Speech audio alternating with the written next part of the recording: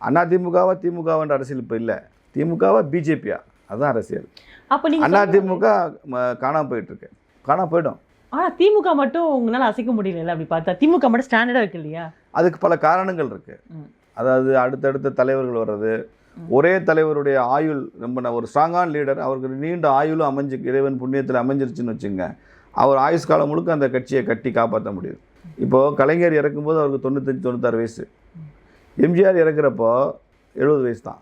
Karuppaiya move பண்ணார் சின்ன வயசுலேயே. அவர் இன்னும் ஒரு 15-20 வருஷம் அரசியல் செய்ய வேண்டியவர் துரதிருஷ்டவசமாக காலமாயிடுறாங்க. இப்படி பல பேர். அப்போ அந்த காமராஜர் எடுத்துங்க, 72 வயதில் காமராஜர் காலமாகிறார். காமராஜர் இருந்திருந்தா அதிமுகவா காங்கிரஸான் தான் வந்திருக்கும், திமுக எல்லாம் போயிடுக்கும். புரியுதா உங்களுக்கு? 72ல் திண்டுக்கல் பாராளுமன்றத்துக்கு இடைத்தேர்தல் நடக்குது. அதுதான் ஃபர்ஸ்ட் டைம் ஏடிஎம்கே ஜெயிக்குது. அப்புறம் நம்பர் 2 பார்ட்டி அது காங்கிரஸ், காமராஜர் இருந்த காங்கிரஸ். நம்பர் 3 தான் திமுக. அப்போ திமுக ஸ்டேட்டில் ரூலிங் பார்ட்டி 3வது பிளேஸ். அப்போ காமராஜருடைய மரணம் திமுகவுக்கு ஒரு பெரிய வாய்ப்பை கொடுத்துருச்சு. புரியுதா? இது வரைக்கும் யாரும் கொடுக்காத விளக்கத்தை கொடுக்குறீங்களே சார். ஆமாம், அரசியல்னு அப்படி தானே புரிஞ்சுக்கணும் நீங்கள். அப்போ வந்து காமராஜர் மாத்திரம் இன்னொரு 10 வருஷம் இருந்திருந்தாருன்னா திமுகவா அதிமுகவான்னு இருந்திருக்காது, அதிமுகவா காங்கிரஸான்னு அரசியல் போயிருக்கும். அவருடைய மரணம் தான் இங்கே திமுகவுக்கு புது வாழ்க்கை கொடுத்துச்சு. அப்போ ஒரு கட்சிக்கு வந்து ஸ்ட்ராங் அப்படி பார்த்தா வாரிசு அரசியல் தான் பெஸ்ட். வாரிசு இல்லைங்க, ஸ்ட்ராங்கான லீடர்ஸ். அது வந்து வாரிசு மூலமும் கிடைக்கிறாங்க, வாரிசுகள்னாலேயே வலிமையான தலைவர் இல்லாமலும் போயிடுறாங்க. இப்போ உதாரணமாக நேருக்கு அப்புறம் இந்திரா காந்தி அம்மா வாரிசு தான், ஆனால் வலிமையான தலைவர் தான். இந்திரா காந்திக்கு அப்புறம் ராஜீவ் காந்தி 50% தான் வலிமையான தலைவர். ஒரு தடவை ஆட்சிக்கு வந்தார், 2ஆம் முறை ஆட்சிக்கு வர முடியல அவரால். புரியுதா? நேருவால் 3 முறை ஆட்சிக்கு வர முடிஞ்சது, இந்திரா காந்தி அம்மாவால் 2 முறை ஆட்சிக்கு வந்த முடியுது, எல்லாம் வாரிசு. ராஜீவால் 1 முறை தான் முடிஞ்சது, ராகுலால் 1 முறை கூட முடியல. அப்போ அடுத்தடுத்த வாரிசுகள் பலவீனமாக இருக்காங்க.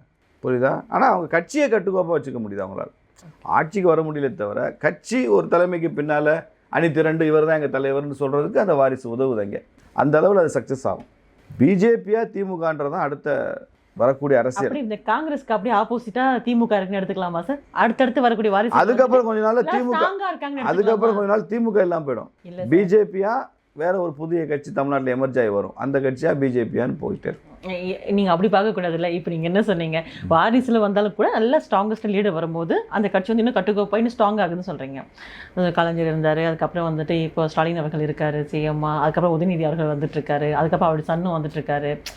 ஸோ இப்படி இதே தாங்க நடக்கும். கலைஞர் 2-3 முறை ஆட்சியை பிடிக்க முடிச்சு, ஸ்டாலினால் ஒரு தடவை தான், 2வது ஆட்சியை பிடிக்க முடியாது. உதயநிதினால 1 முறை கூட ஆட்சியை பிடிக்க முடியாது. உங்கள் நம்பிக்கை காங்கிரஸில் எப்படி நடந்துச்சோ அது மாதிரி தான் திமுக நடக்கும். இப்படிதான் ரேப் இருக்குன்றீங்க? அப்படிதான் நடக்கும், அதான் டைனமிக்ஸ். ஏன்னா அடுத்தடுத்த வாரிசுகள் பலவீனமானவர்களாகவும். ஏன்னா இங்கே பாருங்கள், கருணாநிதி திமுக இருக்கிறப்போ அவர் வந்து ஒரு பிளாட்ஃபார்மில் துண்டை விரிச்சு படுத்து தூங்கியிருப்பார். தொடர்ந்து பல நேரங்கள் சாப்பாட்டுக்கு இல்லாமல் கஷ்டப்பட்டுருப்பார் இல்லையா? ஒரு சினிமாவுக்கு போக கூட ஆசைப்பட்டிருப்பார். பையை தடவி பார்த்தா கையில் பணம் இருக்காது. அப்படி தானே அவங்க ஏர்லி லைஃப் ஆரம்பித்தாங்க. எம்ஜிஆர் அப்படி தான் இருந்திருப்பார், காமராஜர் அப்படி தான் இருந்திருப்பார். ஆனால் ஸ்டாலின் அந்த வயசில் சொகுசு வாழ்க்கை வாழ்ந்தவர் தான். ஏன்னா அப்பா சிஎம்ல பெரிய பதவியில் இருக்கார். அப்போ இவருக்கு வந்து அந்த மாதிரி எந்த கஷ்டமும் இவருக்கு இருந்திருக்காது, ரொம்ப ஜாலியாக ஃப்ரீயாக இருந்திருப்பார். 3ஆம் தலைமுறை வாங்க உதயநிதி. இவர் எமர்ஜ் ஆகிற நேரத்தில் லக்ஸரி. ஸ்டாலினுக்காவது வசதியான வாழ்க்கை, இவருக்கு சொகுசான வாழ்க்கை.